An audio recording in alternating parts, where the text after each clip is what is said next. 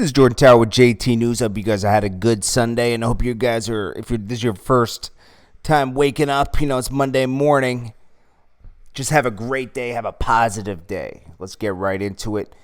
Hit that subscribe button, hit that like button. Today we're going to be talking about Puff Daddy. Now, why are we talking about Puff Daddy? Well, actress Paula Jai Carter, you may remember her from the Friday movie, and she's been in a lot of stuff since then, but never memorable to me, but she's been in a lot of movies like every year. So she stays, I think she's with Wayne's brothers. She does a lot of stuff with them. Anyways, she talked about how Diddy used to get messed with back in the day, and people used to pick on him before he was Puff Daddy that we know today. And then she went oops, like she was trying to let something out the barrel by accident. But then that made me think, Diddy, is he going to shelf Cassie? Okay, so if you don't know, Cassie was signed to Diddy. Still is, to this day. She left him and is now with the trainer that Diddy hired. And they're having a baby, because, she probably wanted to have a baby. And, Puffy's 50. She's 35. And, she probably thought, he's not giving me what I need. She wants to be with someone a little younger. She probably clicked with this guy, the trainer that Diddy hired, and, she went with that. But, Diddy's spiteful, man. So is he gonna, she's a current signed act. The current artist on Bad Boy is him, Cassie, Janelle Monáe, okay? Machine Gun Kelly, French Montana. Bow Wow has a management deal. I never even knew that. Then, of course, his sons. So is he gonna shelf Cassie? I would say yes. I don't think Cassie's gonna be doing any music in the future. Cassie made the choice. She was with Ryan Leslie, and that was the producer that brought her to Puffy. He was producing under Puffy. He brought her to Puffy. Puffy took her from him. He lost her. He made all of her first hits, Ryan Leslie. And then, since then, Cassie didn't have any hits. You don't think it was just, that was his boo, and, I'm not, Diddy is amazing. Don't get me wrong.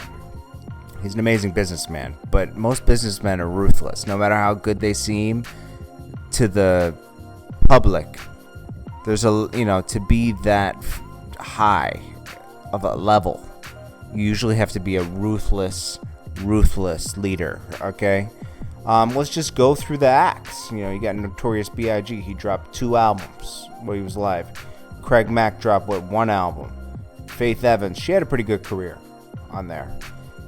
Total, they dropped 1 or 2 albums. 112, 1 or 2 albums. Mace dropped 2 or 3 albums, then disappeared. He makes reappearances every once in a while. It was kind of his fault. He felt, he left. Mario Winans, 1 album. Little Kim, I don't think she was ever directly just signed to Puffy. I think she always had Bad Boy / something else, because she kept prospering. She was just attached. Got Black Rob. He dropped 1 album, maybe 2 albums, but the second album nobody really heard about. The Lox, they dropped 1 album, then they wanted off, and they got off, but their pub deal, that took many years to resolve. Mark Curry, I don't think he even dropped an album. Asim, you never heard of him.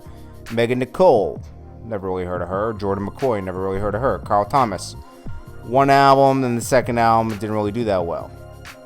Shine, 1 album, then he went to jail. Then he dropped another album, but that was under Def Jam. Nobody cared about that album. Dream, meh. G-Dep, 1 album. Loon, 1 album. The Band, 1 album, didn't do that well. Fuzzabubble, who the hell, what is that? Liz Davis. I'm just going through the roster. 8-Ball MJG, they were legendary when he signed them, so you can't really shelf them, so they went on, but you didn't really hear about too much 8-Ball and MJG after the Diddy deal. A little bit. Boys in the Hood, that was a one-off. The breakout star from that was Jeezy. He had his own deal with Def Jam already. He was safe. He played his career right. Young Jock, 1 album, then he's a reality star. He was very quiet for a while. Day 26, they had one successful album. Chopper City never got an album. King Los, come on, he's fire, but never had a chance. He never got a chance. Foxy Brown, I do not remember her ever being signed. It must have been a management deal. What was Dandy Kane? I think they had one album. New Edition was signed at one point. I don't remember. Red Cafe, come on. B5, Cherry Dennis, a little bit. Look, nobody really lasts. Like on Bad Boy, you get like one shot, and then you're kind of like you're never gonna shine more than Diddy, ever. French Montana has like a really complicated deal. It's complicated, and today's day and age, if you know how to work things like French does, he knows how to work stuff. He always has been someone that will prevail. He will not go out quietly, but he's not having that great of a time. I mean, like, he's had Drake on every single and still doesn't do well. He was a breakout star. He had a great first 2 years, and he stays getting paid. Don't get me wrong, he stays with a hit here and there, but it doesn't sell. It doesn't stay. He just had the no stylist. That was here and gone quickly. 1 week. I don't even know the point of this video. It's just really, can you survive, Diddy? Maybe that should be a song. Maybe it shouldn't be Making the Band. It should be called Surviving. Career. Can your career survive Bad Boy Records? Can it go past Bad Boy Records? It's very rare that happens. It sucks, man. Diddy's great at marketing, though. He's great at marketing. It's just Diddy is a narcissist, man, and it's dangerous to be signed to somebody like that because it's always going to be Diddy first.